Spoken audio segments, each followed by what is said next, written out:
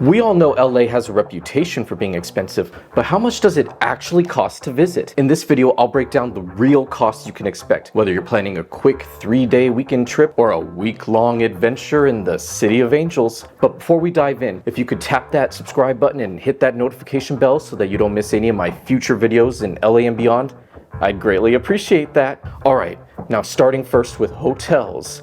Always the most expensive part of any trip aside from flights if you're taking one. And just a quick note, because obviously LA is a massive area with several different parts of it that you could stay in. But for conciseness and for getting average numbers for this video, we're gonna focus on the main area between downtown LA, Koreatown, Hollywood, the center part of the city of LA itself. Because if you stay out in Santa Monica or Beverly Hills, the hotels can often be even pricier. But if you're staying in the main part of LA, whether that's Hollywood or downtown, you can expect an average mid-range decent hotel to be somewhere in the area of about $150 to $300, obviously depending on when you come and where you stay. So we're gonna go with about $225 a night for the numbers of this video. That would bring you to about $675 for 3 days or $1,575 for a full week. And then when you add on the taxes here in LA for hotels, a total of about 16.195%. That makes it about on average $785 for 3 days or $1,830 for 7 days. And again, with Airbnbs in the Hollywood, Koreatown, downtown areas, the prices overall, if you're staying like in an apartment or something, will be pretty similar. And of course, all of this can differ depending on if you're coming with a group, by yourself, with friends, and you can split a cost. Maybe you'll want to get an Airbnb house. All of those can be caveats, but for the sake of this video, we'll stick with averages per person for mostly, hotels. Also, a little pro tip, and as a local, I probably shouldn't be mentioning this, but although I already did put it in my 10 top tips before visiting LA video, but basically prices and crowds tend to come down following Labor Day. So September, which is still a month of really warm and sunny weather in LA before those daylight saving times hours come in, is a great time to get some off-peak prices for hotels and lower crowds in the main tourist attractions. Moving on to transportation. Obviously, LA is a very expansive area, as I mentioned about the hotels. So you're probably going to need to either rent a car or use Ubers. If you're taking Ubers, keep in mind, from LAX to Hollywood, for example, where I live, I usually end up having to spend about $60 for an Uber when taking it from LAX. Around the main parts of LA itself, Uber rides are usually about $20 to $30, depending on where you're going, obviously. If you're going further out, like if you're going towards Santa Monica and the beaches, you'll probably be looking at closer to $50 to $60 like with LAX for a ride. So if you're relying primarily on Uber and doing on average 2 to 3 round trips a day, I'd budget at least $80 per day for using Uber to get around the city. You could rent a car, although if you are staying in a hotel that has parking fees, keep in mind that those can rack up real quickly, especially if you're staying for a full week. If you're just coming for the weekend, maybe it's for the best to just get yourself a car, or for a week-long trip, maybe for a few of the days you can use a rental car. Either way, they're usually under $100 a day, on average about 50 or so. Now, a little tip that you could use to save a lot of that budget for transportation is by using public transportation. Unlike with a city such as New York, for example, that may not be the first thing that comes to mind when you think of LA, but they do actually have a pretty extensive network, not just of buses, but also of subways and light rail lines. And while at times it may end up being a little time consuming or confusing to navigate, it could save you a lot of dough, especially if you're trying to get over to Santa Monica. The metro line goes all the way there for only $175, all one-way rides. Also, another thing to keep in mind, get yourself the tap card. It's a $2 purchase, and then once you have a tap card and you use it for any of your rides on metro buses or rail lines, after you spend $5 in a day, the fare is capped and they don't charge you any more beyond $5. Same thing with using it over the course of a week. Once you hit $18, they cap it and charge you no more. So it's basically free rides after that. So if you decide to use Metro, basically budget for $5 a day, $18 for a week. that's pretty much it. Now, a quick caveat on Metro, as it is questionable in certain parts of it, the cleanliness and safety, although I will say that I'm very impressed with recent initiatives such as the Tap to Exit program, which is currently being expanded and has helped to increase safety and reduce crime, and which I touched on a bit in my last updates video about recent events and things going on in LA. Woo, okay, we've got all of the logistics down, our lodging, our transportation, all of those boring costs covered and handled. Let's get into some fun stuff we can spend money on, huh? Starting with food, which will probably be another one of your largest expenses on any visit, since LA is a great foodie city. I've made so many videos all around LA exploring its variety of cuisines, whether it's the cheap eats or reasonably priced but nice gourmet spots. This really is a foodie town. There's so many ethnic cuisines, pretty much anything that you can imagine here. And you're going to want to enjoy some of the best and put a decent amount of your budget towards it. So, of course, as we're doing with the rest of this video, let's look at some of the average costs. For, your average decent mid-level restaurant somewhere in LA, entrees will probably range around $15 to $20, maybe a little higher depending on where you go. For drinks, here's a few of the different ones. Coffee drinks can range between $4 to $8, beers usually $8 to $12.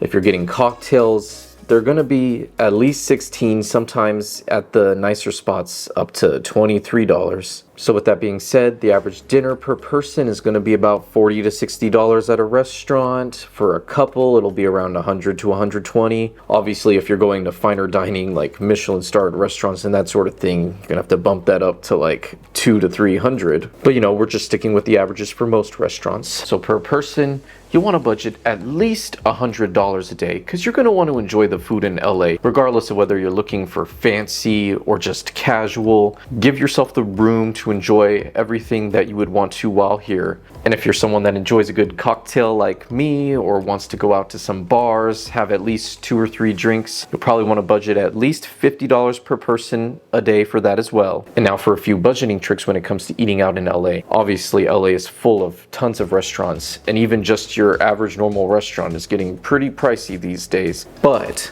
there are so many casual and cheap eat options that are really popular and fun and delicious all around the LA area. For example, LA has become really well known in recent years for all of its hit smash burger spots. A few of my favorites are Window, where you can get it for only $4, For the Win in Hollywood, and Heavy Handed, which is both in Santa Monica and Studio City. The smash burgers there are about $8 to $12 depending on you do single or double. Delicious. Those burgers are so good. I always love it every time. Oh yeah, and at Heavy Handed, you can get yourself a beer with it as well if you want. Other cheap eats, I'm sure you of course have heard before that LA is the city of tacos, that there's taco stands and vendors everywhere. Those are always so delicious and hot and hits the spot. There's also night markets like El Gato, which happens every week, Thursday through Sunday. It's in a very central part of LA, not far from Koreatown. Make sure you bring cash. But everything there is so hot and freshly prepared and really cheap. Great deals on delicious food, and a great way to really just immerse yourself in an evening of street food right here in the heart of LA. Another way to save money at the restaurants in LA are the happy hours.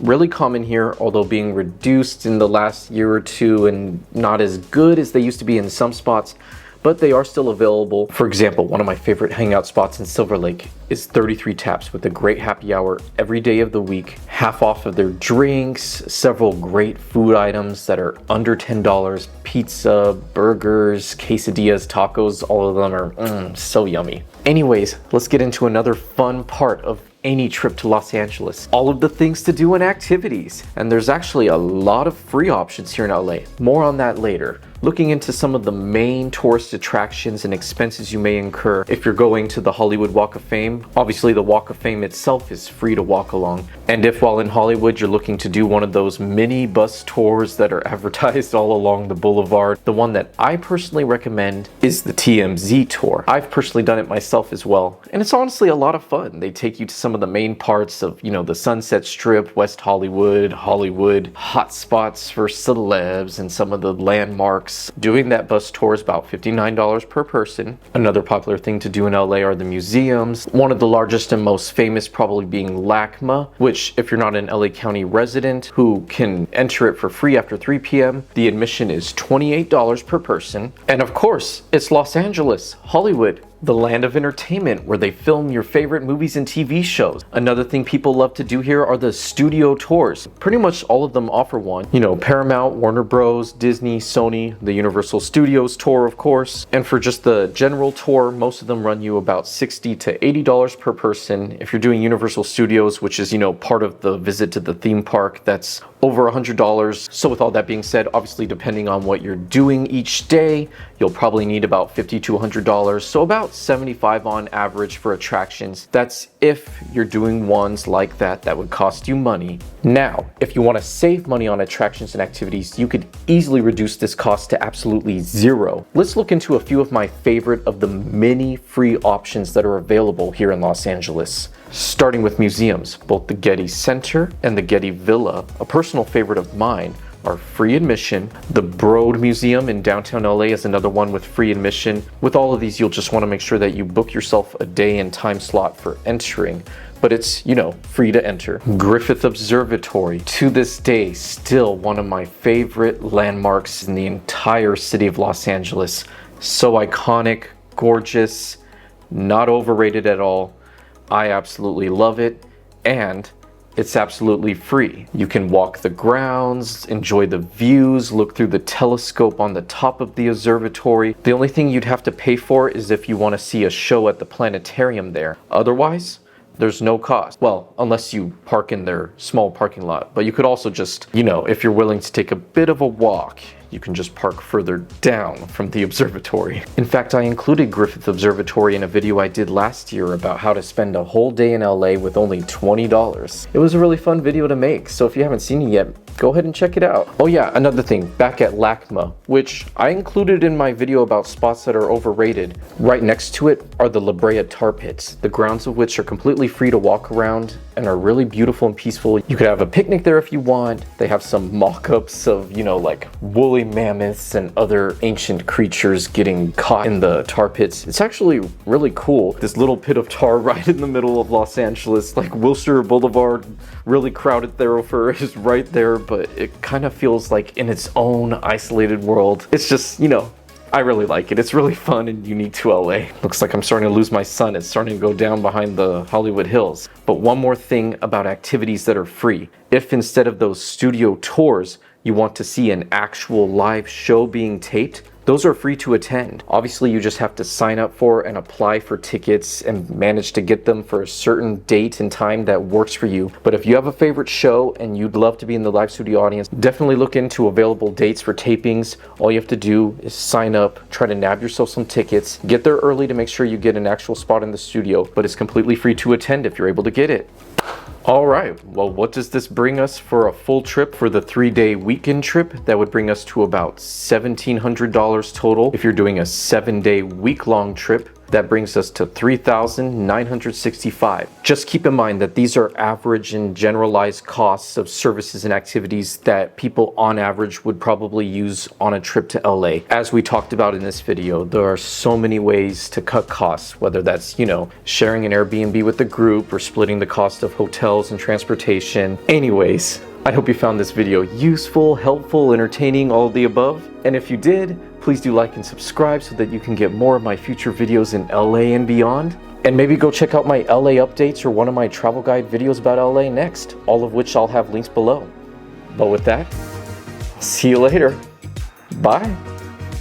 Nicer eats, middle of the range eats.